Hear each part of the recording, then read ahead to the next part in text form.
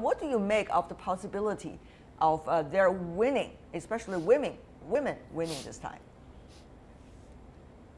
Well, thank you very much for inviting me to join you. And China, of course, is a very important player as a permanent member of the Security Council in this whole selection process. Of course, they have the veto.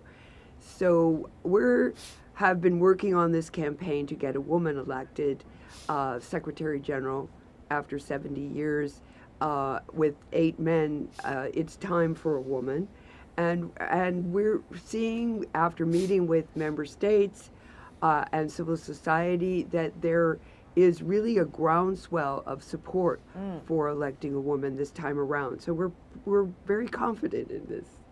Mr. Ribas, it is not just the gender, but also geography, it seems, that could be a topic for debate when it comes to where those the best candidates could be from. What is your opinion? We'll have to see, because at the end of the day, even though there's more openness in this process, the selection is pretty much in the hands of the Security Council, and by that we mean the P5, the 5 permanent members. So a lot is going to be played out between now and the first straw poll in the Security Council in July. I'm not sure that the members of the Security Council, particularly the P5, are going to be so keen on a woman for the sake of a woman. I think if a woman is the best candidate, she will win. I think because she's the best candidate, not necessarily because she's a woman. Now, the geographical question is a little bit more tricky, because it's under the informal rules of the United Nations. Well, I wouldn't call it a rule, just a habit. This should be Europe's turn. But because of the rivalry between Russia and the United States, Eastern Europe is demanding a seat at the table. And Russia is promoting very much that, and that is seen in the Western countries certainly as a way to continue their confrontation with the United States diplomatically and politically, and certainly to weaken NATO and the European Union. We are not sure how this is going to play out. I think China will probably have a say in these, and China also has its disputes with the United States in the South China Sea. So I think the regional question, based on the specific interests of the P5, may end up carrying a lot more weight than whether or not the Secretary General is going to be a woman. And certainly this is going to be a big challenge. Professor, this triangle of interests between the US, China, and Russia, this is going to be a big challenge for the next Secretary General, regardless of whether or not it's a woman or a man. Professor Liu, what do you think? Geopolitics? Well, I think, this is still big nation politics. Number one, of course, there is a set rule that the P5 cannot really nominate their own people to be the Secretary in General, but normally it's from the small and medium-sized countries, but stay in a very neutral position. Right. So the word neutrality is really left open for free interpretation. This is the very first time that you are going to see public hearings of all the 8 candidates on TV, on the web, also receiving questions from civil society, not just the UN members, but rather civil society and the general public through the internet about what they think of issues as they see important. So what is going to happen? Will public opinion eventually sway the weights of several candidates? Will it eventually, in a way, shape some of the debates that's going on, even at the UN Security Council? Well, as you said, the Security Council will make the decision and then give that name to the General Assembly for a vote, and they have to have 2/3. So there is a process by which this works. And I think with the open hearings that we've been witnessing and the active, very proactive engagement of the General Assembly on this particular issue, the Security Council is going to have to listen because they can't afford to present a candidate and then have the General Assembly reject that candidate on the grounds that perhaps this person wasn't invited for a hearing, this was a secret decision behind the scenes. there are a number of reasons why now, this time, the Security Council does have to listen to this public debate and to the pressure of the General Assembly. All right. Mr. Ribas, it seems that Professor Krasno is thinking more of the world is flat than you do in terms of your analysis of the geopolitics and the selection of Secretary General.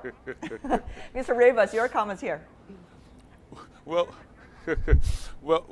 let me tell you one thing. The UN is due for openness and reform for a long time. I remember when I was covering the UN General Assembly in 1995 at the 50th anniversary of the United Nations, there was a big movement for reform, for more openness, for a greater inclusiveness, and none of that has happened.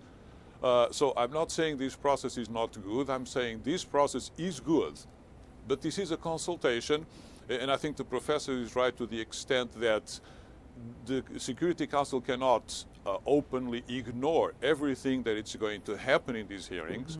I think yesterday, for instance, that Antonio Guterres, the former UNHCR commissioner, was very good. But we will also see that probably Alan Clark is also going to be formidable. So in these candidates, we'll have the opportunity to influence the public opinion. But at the end of the day, I think that that is not going to be the main factor for the United States, China, Russia, France, and the UK to decide whether or not they're going to accept that candidate and to decide who they're going to veto and who they're going to choose. Usually, they want someone from a small neutral country because then the Secretary General is not going to be seen as favoring one of the five powers who are the permanent members. And so the permanent members will have to give some power to the public opinion. They will have to take heed of what's going to happen. It's already happening at these hearings, but I don't think that these hearings will provide the final word unless, there can be some unforeseen circumstance. You can have suddenly a big superpower all over the world coming out, a big superstar coming from these hearings all over the world. That may happen, but barring that, barring a big superstar born like, out of a singing contest or China's Got Talent, I don't know if you have that over there. Oh my God. I don't think that's going to be the main determination. Well, it sounds so entertaining. I really hope your answer will continue, but I have to drag all of you back to another important question, which is, you talk about the conditions of selecting the Secretary General, and also important related to that is what is the nature of a Secretary General? Professor Liu, what do you make of it? The nature of Secretary General in today's United Nations, if you look at the track records of the past two Secretary Generals. Well, by official definition, is Chief Administrative Officer. So, Chief Administrative Officer, his responsibility is defined actually in a very broad but very murky role. So therefore, in which they can either choose to play a more proactive role or play a more bureaucratic role. So they also, are ironically say errand boys to service all the UN functions, and of course they manage all the HR. And one very important job is to raise funds. So I think now the position is very demanding. What exactly should be the role of a Secretary General? Well, I think one of the big roles that a Secretary General can play is to use that position as a world leader to bring attention to crucial issues like human rights, the suffering of the poor, the suffering of victims like refugees. And one of the reasons that we're advocating for a woman, not simply because of gender issues, but because if we feel that the Secretary General would represent the interests of a particular region, why don't we think that a Secretary General would be represent the interests of half the world's population, women? And when we look at the suffering of victims within earthquakes, climate change, refugees flowing around the world, it's women who are bearing the brunt of these situations, but and what they about, need someone to give them a well, voice. We got your point, Professor Krasno. I think it's very important. Gender issues should be debated here. But on the other hand, what about my question? Is that more of a role of a secretary, or is that more of a role of a general?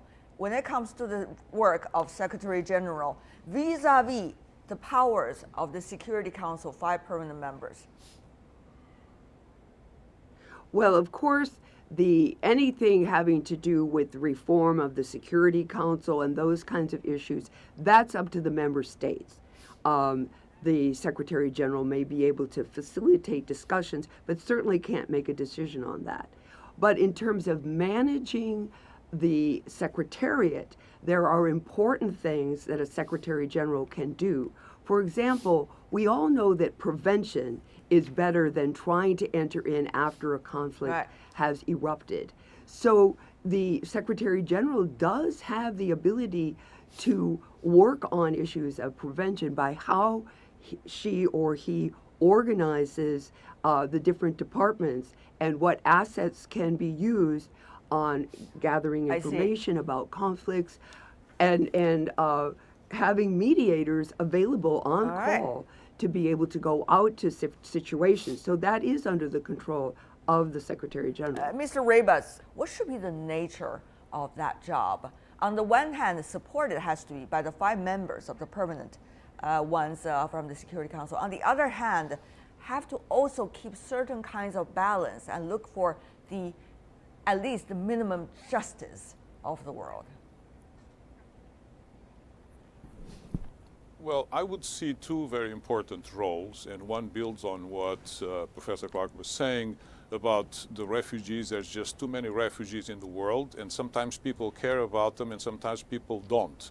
And the Secretary General should be, if I may use the expression, a cheerleader for those who are powerless, for those who suffer the most, because the conflict that affects those people affects everybody else, whether people accept that or not. You can see what happened in Europe with the wave of refugees coming in from the Middle East and other parts of the world.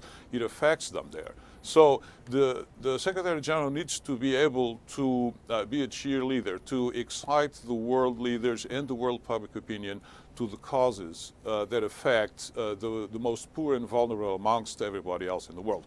And also, he needs to be the ultimate diplomat in being able to bridge the differences among the 5 permanent members and so that there's stability and international security. International security cannot be achieved against the big powers.